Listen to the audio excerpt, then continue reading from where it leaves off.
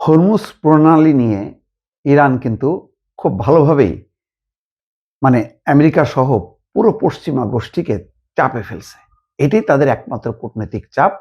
যেই চাপের কারণে এখন আমেরিকা নতি স্বীকার করছে, মুখে বলছে না, বলছে যে ইরান বিধ্বস্ত হয়ে গেছে। আলোচক হিসেবে তারা দুর্দান্ত আলোচনার টেবিলে, কিন্তু তারা এখন আপ্রাণ চেষ্টা চালাচ্ছে যে আলোচনা সেইটা সম্ভব হয়েছে হরমুজ প্রণালী নিয়ে টাইট করার জন্য। এবং হরমুজ প্রণালীর উপর এত নিয়ন্ত্রণ, এখন টোল বসাচ্ছে, টোল বুথ আইন করে টোল বুথ হচ্ছে, জাহাজ প্রতি কত ফি নেওয়া হবে সেটা ঠিক করতেছে।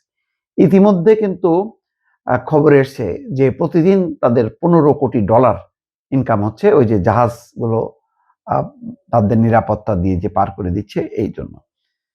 এখন আইনগতভাবে এগোচ্ছে যে তারা যেহেতু তাদের ভূখণ্ড, তাদের মানে কি বলে, ভূখণ্ড বলা যাবে না, তাদের সীমানার মধ্যে দিয়ে হরমুজ প্রণালী প্রবাহিত, সুতরাং এখন এটা দিয়ে যাইতে গেলে টোল দিতে হবে। খবরে বলা হচ্ছে, আল জাজিরা খবর দিচ্ছে যে যুক্তরাষ্ট্র এবং ইসরায়েলকে যুদ্ধকে কেন্দ্র করে গুরুত্বপূর্ণ নৌপথ হরমুজ প্রণালী কার্যত বন্ধ করে দিয়েছে তেহরান। এতে বিশ্বের জ্বালানি বাজারে কয়েক দশকের মধ্যে অন্যতম বড় সংকট দেখা দিয়েছে। বিশেষজ্ঞরা সতর্ক করে বলেছেন এই পরিস্থিতি ভবিষ্যতে বৈশ্বিক অর্থনীতিতে মন্দার ঝুঁকি বাড়াচ্ছে। হরমুজ প্রণালী বিশ্বের অন্যতম গুরুত্বপূর্ণ সমুদ্রপথ। এই পথ দিয়ে প্রতিদিন বিশ্বের প্রায় 20% তেল এবং গ্যাস সরবরাহ করা হয়। যুদ্ধের মধ্যে তেহরান এটিকে কূটনৈতিক চাপ তৈরির হাতিয়ার হিসেবে ব্যবহার করায় এ নিয়ে বেশ আলোচনা হচ্ছে। হরমুজ প্রণালী আশেপাশে প্রায় 2000 জাহাজ আটকা পড়ে আছে।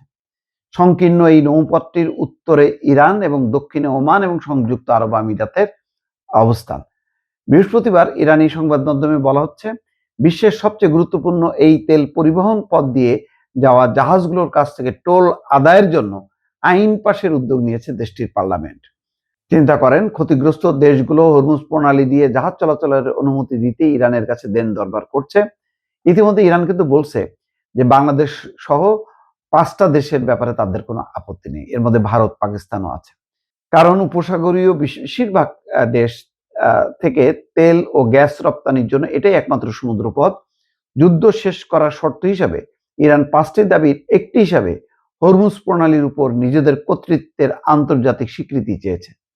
ইরানি পার্লামেন্টের সিভিল অ্যাফেয়ার্স কমিটির চেয়ারম্যানকে উদ্ধৃত করে বার্তা সংস্থা তাসনিম ও ফার্স এর প্রতিবেদনে বলা হয়, এ সংক্রান্ত একটি খসড়া আইন প্রস্তুত করা হয়েছে এবং শিগগিরই ইসলামিক কনসালটেটিভ অ্যাসেম্বলির আইনি দল এটি চূড়ান্ত করবে।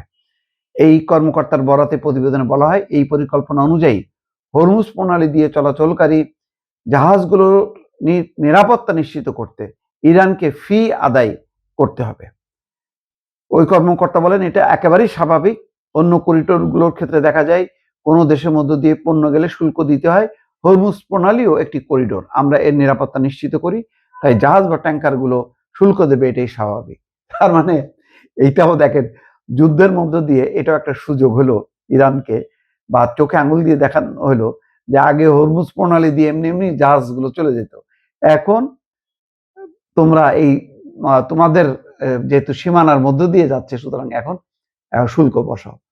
তার মানে ইরানের একদিক দিয়ে যদি এই যুদ্ধ থেমে যায়, তার কিন্তু একটা বিকল্প একটা ইনকামেরও কিন্তু একটা উৎস হয়ে গেল এই হরমুজ প্রণালী।